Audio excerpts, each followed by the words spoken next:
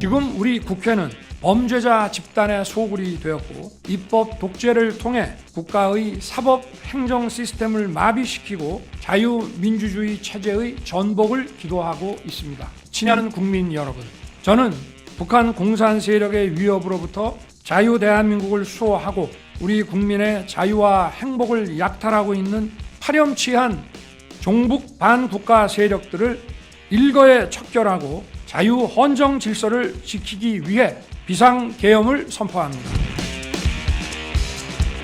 What a night! South Korean President Yoon Yeol appears to have lost his mind. On 3rd of December, Yoon suddenly declared martial emergency law throughout the country. South Korea President Yoon declares martial law. At times, South Korea's democratic future hung in the balance. We're talking about a full-fledged attempt at a coup d'etat. No holds barred, no half measures. An attempt that will probably see this president in court, and perhaps also in jail, sooner rather than later. It was, however, a botched, meaningless coup in which many senior military officers had to find out what was happening on television. Be that as it may, this is the first time martial law has been declared in South Korea since the one declared following the assassination of President Park Chung-hee on 27th of October 1979. 45 years have passed, and obviously these days everything is different. And yes, it's true that politics in South Korea usually always has a dash of show and a good splash of drama. However, this time the president has crossed all the red lines. Can't believe I'm seeing martial law declaration in my lifetime. Shock, confusion among South Koreans. Martial law implies the suspension of political rights, freedom of the press, political associations, and the right to demonstrate. In this case, an attempt was even made to suspend parliament. Which is the reason we could all see images of soldiers arriving at the National Assembly. Following the declaration of martial law, the armed forces were given special powers to detain, seize, and search any citizen without a warrant. We're talking about a madness that has caught everyone by surprise, and that, on top of that, with South Korea's own martial law in hand, has been declared completely illegal. Why? Because none of the conditions that the law itself establishes for martial status were fulfilled. Look at this. Emergency martial law shall be declared by the President when there are belligerency or serious disturbances of social order that considerably impede the performance of the administrative and judicial functions of the state in time of war, incident, or other equivalent national emergency. Obviously, there is no active war, no equivalent incident, and no national emergency in South Korea. So how is it possible that the President would embark on such nonsense? Well, in this video, we're not only going to tell you what happened during a tense night that will go down in the Korean history books, but above all, what exactly it took to get to this unfortunate situation that, to the delight of Beijing and Pyongyang, has put the entire constitutional and democratic framework of South Korea at risk. We're facing a serious, very serious decision by a cornered president. But why did Yoon Yeol decide to put his country's democracy in check? What led the president to make such a radical decision? How on earth did it come to this? Well, we're about to tell you all this and more in detail in this video. VisualPolitik community, the declaration of martial law by the South Korean president was no joke. Let's first tell you exactly what happened, and then we'll get into why it happened and how on earth it got to this point. What I'm going to tell you now are the facts as they happened just a few hours ago. Shortly before 11 p.m. on the 3rd of December, President Yoon made a surprise appearance to announce the declaration of martial law. In his own words, his goal was to defend South Korea from the threats of North Korean communist forces, and thus eradicate the pro-North Korean and anti-state forces that were plundering freedom. Who is Yoon referring to? Well, basically, the opposition. The president's idea was to eliminate the functions of the National Assembly, which is controlled precisely by the opposition. And what would come next? Well, we don't know. Nobody knows, but nothing good. Let's just say that the president seems to be thinking along these lines. Parliament does not support me. I'm going to declare a martial state and suspend their activity. Soon they'll know who's in charge in South Korea. And from that point on, the images that this whole mess left us with were formidable. Shortly after the declaration of martial law, Army General Park An-soo, who was appointed martial law commander, issued a 6-point decree basically suspending freedom of the press, political freedom, and also the activity of the parliament itself. Therefore, minutes later, dozens of Army Special Forces units landed inside the National Assembly complex from helicopters with the intention of surrounding and isolating this building. Some soldiers even went so far as to enter the interior of the assembly by breaking windows, an image that will be very difficult to erase for many years, and one that has already made history. You could say that in a way, we are facing an unusual Korean January 6th, but on steroids. As you can imagine, there were tense scenes inside the assembly. Many of the people inside used tables and chairs to barricade the doors in an attempt to deter the army from trying to reach the chamber. And why, you may ask? Because 190 legislators, including the Speaker of the National Assembly, Woo Won-shik, had gained access to the chamber. Thanks to this fact, a little after midnight, the President of the National Assembly convened an emergency plenary session with the sole purpose of lifting this illegal martial law. The 190 legislators, who fortunately were present in the assembly out of a total of 300, voted unanimously to end the presidential decree. And this was perhaps the most critical moment. If the military obeyed the assembly as established by Korean law, everything would have been a bad scare. Otherwise, well, nobody knows what would have happened. Fortunately, the military began to leave the parliament, and after 4 o'clock in the morning, they all returned to their bases. And the fact is that we're talking about a coup attempt that not even the president's party, the People's Power Party, supported. Indeed, its leader, Han Dong-hoon, came out from the very beginning to radically oppose the president's decision, and even called for a confrontation.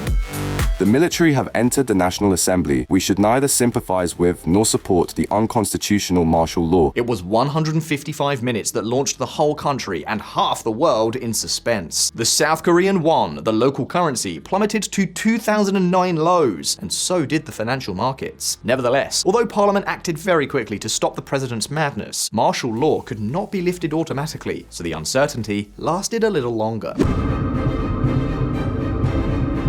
And you see, it is the president who had to reconvene the Council of State to enforce the suspension. The hours passed, and that moment didn't come, and didn't come. Until finally, as I said, at about 4 o'clock in the morning, Yoon Yeol appeared on television. 조금 전 국회의 계엄 해제 요구가 있어 계엄 사무에 투입된 군을 철수시켰습니다. 바로 국무회의를 통해 국회의 요구를 수용하여 계엄을 해제할 것입니다.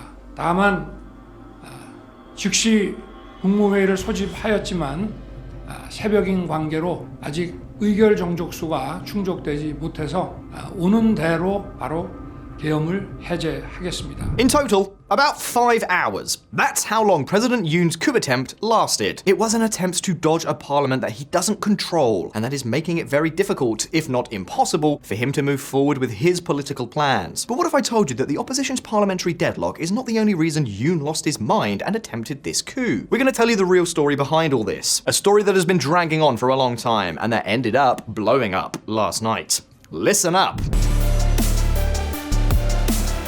The ultimate act of love. By now, many of you may be wondering what was the final straw that made the South Korean president attempt a coup, or self-coup, in 2024. Well, the limit for Yoon seems to have been the cut in the public budget for 2025, announced by the opposition a few days ago. Assembly clash looms as opposition pushes vote on 4 trillion won budget cut. Budget cut includes 20.9 billion won reduction in Yoon government's confidential funds. Confidential funds are monies set aside for secret expenses that government agencies may use for serious crime surveillance activities that require strict confidentiality. In fact, according to the Yoon government, this money is earmarked, for example, among other possibilities, to combat drug-related crimes, cybercrime, and other digital sex crimes involving deepfake technology, which are on the rise. Precisely for this reason, as you saw at the beginning of the video, in the declaration of martial law, the president said that the National Assembly is a den of criminals. In his view, the opposition is blocking his fight against drugs and sex crimes, simply to try to erode his power. What's more, he could not exercise his presidential veto on that assembly resolution, a power that exists in South Korea for certain cases, and that this president has used several times for his own personal and family benefit. And take note, because things are heating up here. Yoon vetoes 3 bills, including special probe targeting First Lady. It marked the 11th time that Yoon has exercised his veto power since taking office in May 2022, and a total of 24 bills have been rejected amid ongoing tensions between the opposition-controlled National Assembly and Yoon. And let's see, it's true that his government has not had any kind of leeway from the assembly. Everything on this president's agenda has come up against roadblocks. The opposition has even attempted 22 impeachments against officials appointed by this government. And not only has the situation not not improved, but it has gotten worse. Since last June alone, there have been 10 such motions. But at the end of the day, democracy is like that. Political conflicts have to be resolved within democratically elected bodies, and if you don't have the support of these bodies, tough luck, you're screwed. This president forgot that. The recent case, and this surely contributed to igniting the powder keg, involved the Democratic Party, the main opposition party, maneuvering to dismiss both the head of the State Board of Audit and Inspection and 3 prosecutors who acquitted the president's wife, Kim Kyon-hee, for an alleged stock manipulation offense. And in this story, love has a lot to do with it. In fact, this is probably the main reason for everything that happened. Yes, it all comes down to love. The First Lady has been embroiled in scandals practically since Yoon became president of the country. We're talking about all kinds of scandals, from relatively minor to more serious ones. Among the less serious, to give you 2 examples, are allegations that Kim plagiarized her master's thesis and that she lied about her past as a nightclub hostess. And among the most serious are allegations that the president's wife and her mother made huge profits by manipulating the share prices of Deutsche Motors, an import company in the country. In fact, take a look at this news item. Deutsche Motors stock fraudster called President V1, First Lady V2. And that's not all. The First Lady is also accused of allegedly receiving a bribe from a Korean-American pastor in September 2022, after Yoon took office as president. And this, logically, is only what has come to light. In fact, on this occasion, Kim was secretly recorded by that pastor, apparently accepting a Christian Dior handbag valued at more than $2,200. Some images even ended up uploaded to this very platform, to YouTube, and the president did not hesitate to label the whole thing as a trap by the opposition. The problem is that the wife scandals did not stop. They were, believe me, a constant drip. And naturally, when the 2024 legislative elections were approaching in Yoon's party, the People's Power Party started to get nervous. So what did they do? Well, in February, the party forced Yoon to give a pre-recorded hour-and-a-half interview in which he would supposedly settle all his wife's problems with clear and detailed explanations. The result? He spoke for 7 minutes on the subject, and in an ambiguous way, and people were left with the same doubts they had at the beginning, if not even more serious doubts. Even more so when, on top of that, the presidential office has consistently done everything possible to block a formal investigation against the First Lady. How do they do that? With their veto power. As we saw earlier, the president has even vetoed 3 times a National Assembly bill seeking to open a special investigation into his wife. For him, this is nothing more than a political witch hunt. The opposition wants to overthrow him, and for that, they use what he loves the most, his wife, as a weapon. But of course, the question is, if he is so sure that Kim, his wife, has done nothing wrong, that she is not corrupt, and that she hasn't committed financial crimes, why is he so determined to try to prevent her from being investigated? Well, there are opinions for all tastes here. The fact is, with all these scandals and a political management that, with all things considered, it's no wonder that Yoon's approval ratings have been at rock bottom throughout his presidency. To give you an idea, Yoon's approval rating peaked in June 2022, when he had only been in office for a month and a half, at 53%. Since then, things have gone from bad to worse. The scandals have not let up, and the vast majority of South Koreans today practically repudiate him. Wait a minute, do you think I'm exaggerating? Well, take a look. Yoon's approval rating falls to 19 points. Gallup poll. The latest opinion polls show that 71% of South Koreans disapprove of the president, and only 19% approve of him. These are absolutely unsustainable rates for any political leader. And of course, as we said, his wife's scandals are partly, but not entirely, to blame. The other reasons given by respondents for failing him are his economic management and also his foreign policy, especially towards North Korea. Now, what on earth is this government doing so wrong that the president is reaping such an intense level of hate? Well, there are several fronts that Yoon had open and that have contributed a lot to the terrible decision to try to stage a coup d'etat. To begin with, a very long and huge medical strike. For 10 months now, doctors in training have been on strike against the government's plan to increase the annual quota for admission to medical schools by 2,000 students over the next 10 years. More than 12,000 doctors in training have walked off the job, and medical teachers have also joined the strike. And you're probably thinking, what's the problem? What's wrong with increasing the quota of medical students so that there will be more doctors? Well, honestly, it doesn't seem like a bad idea. What the South Korean government wants is to prepare the country for what is coming. Don't forget that South Korea has an increasingly aging population and the lowest birth rate on the planet. To give you an idea, in 2023, South Korea had a birth rate of only 0.72 children per woman, which falls far short of the replacement rate of 2.1 children. In other words, the country is heading straight for a real demographic collapse that will drive up healthcare costs and lead to the need for many more doctors and other professionals for the elderly. On top of that, there are fewer and fewer doctors in rural areas because they charge less, and being a rural doctor is not as lucrative as, for example, being a cosmetic surgeon. Yes, South Koreans are crazy about cosmetic surgery, and I mean crazy. The fact is that the doctors, instead of increasing the quotas, what they're asking for is to be paid more and to change the planning of the system. In short, the same old story. The problem? Well, this strike has created an unprecedented healthcare crisis. To give you an idea of what we're talking about, not long ago, a university student suffered a cardiac arrest, and a hospital that was only 100 meters away refused to transfer her to the center. And this is not an isolated case. There are many sick people who have been denied treatment, even in their own emergency room. Why? Because the doctors were on strike. The curious thing is that, initially, the majority of South Koreans were in favor of the government's plan, but in the end, the consequences of the strike and the health crisis that have been unleashed have turned things completely upside down. In fact, precisely because of everything that I'm telling you, one of the points of the martial law decree that the president invoked said precisely this. All medical personnel, including interns, who are on strike or have left their medical posts must return to their duties within 48 hours and serve diligently. Violators will be punished under the Martial Law Act. And this is not all. South Koreans also reproached the president for his mishandling of relations with North Korea and his drive to control the press. But do you want a concrete example? Well, you see, during a presidential flight, which usually includes accredited press, an open microphone belonging to the South Korean channel MBC caught the president saying this.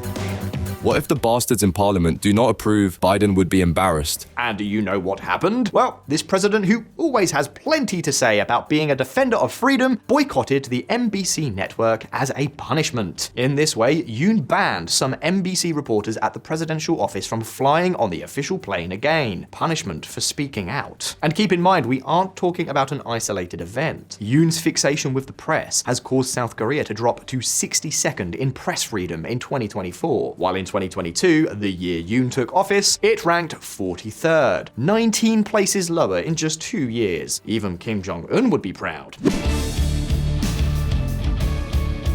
VisualPolitik community, the stories we've told you about are just a few of the many scandals that have surrounded Yoon's presidency. Scandals that have generated a stifling political climate in South Korea. And yes, it's also true that the opposition is being extremely harsh, which has generated for some time now a brutal clash between the two branches of government. The executive, which Yoon controls, and the legislative, which, since he has been president, has always been in the hands of the opposition. So, seeing himself cornered and trying to avoid at all costs the investigations against his wife, the best he could come up with was to try to stage a coup d'etat for, truth be told, it's not clear what ends. To call legislative elections again? It makes no sense. He would lose them by a huge margin. Remember that his approval is at rock bottom, and that led his party to a dismal result in last April's legislative elections. Perhaps it's due to illegalizing parties with the excuse of being pro-North Korean. That doesn't seem feasible either, because for that, he would need the endorsement of the judiciary, unless of course he plans to completely suspend the constitutional framework. But if not, what exactly was he looking for with this move? Well, frankly, we don't understand. And almost nobody understands it. That is why many see it as an act of desperation, of rage, and in short, of madness and total loss of common sense. Whatever the case, what is clear is that Yoon Yeol has been totally delegitimized for being president.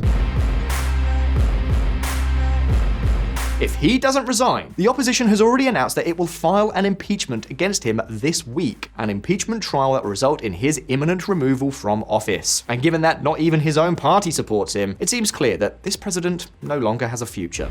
immediate resignation. If he doesn't resign, impeachment proceedings will begin. What Yoon decided to do not only put South Korean democracy in check, but also put the armed forces themselves on the ropes. The image of soldiers bursting into parliament was reminiscent of past military dictatorships, and the South Korean armed forces have been working for decades to shed the image of being part of an authoritarian model. From being the executing hand of such grave crimes as the 1980 Gwangju massacre, in which between 600 and 2,300 people were killed. Nevertheless, we now, once again, have images of soldiers surrounding the National Assembly. The level of irresponsibility demonstrated by the president makes it impossible for him to continue in office for much longer, whether through his own resignation or by means of his dismissal. We can only anticipate his end. And while that's happening, the question is over to you. And this time, I'm going to be very clear. Do you think that the political polarization in your country could lead to episodes as serious as the one just witnessed in South Korea? Well, leave us your opinions in the comments and let's start a debate. Now, if you like the video, don't forget to like it, subscribe to our channel, and activate the little bell so you don't miss any news. It's free,